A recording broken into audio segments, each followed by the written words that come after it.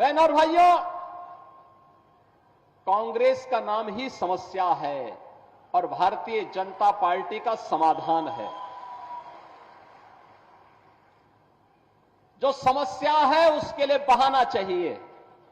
कांग्रेस हमेशा बहाना बना करके देश की जनता को बेवकूफ बनाती रही है और यही कारण है देश में आतंकवाद की समस्या हो, उग्रवाद की समस्या हो, नक्सलवाद की समस्या हो, जातिवाद की समस्या हो, क्षेत्रवाद की हो, भाषावाद की हो, ये जितना भी विभाजन की बीज हैं, ये सभी विष बेल को बोने का कार्य, उसको पलवित और पोषित करने का कार्य कांग्रेस ने देश के अंदर आजाद भारत में किया।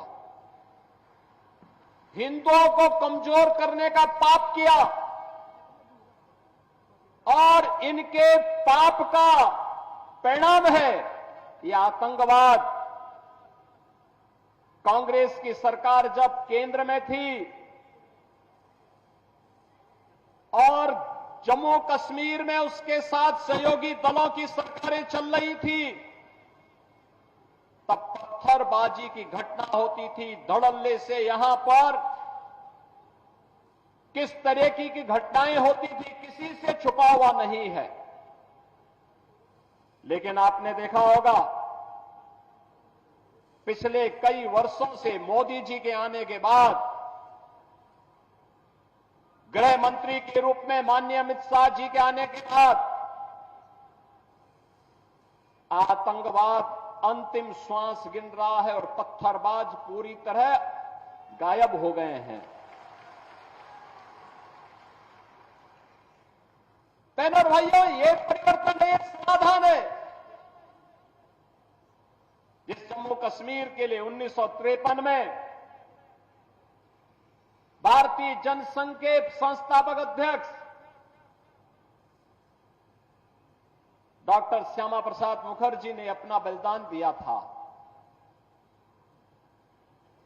जिस जम्मू कश्मीर के अंदर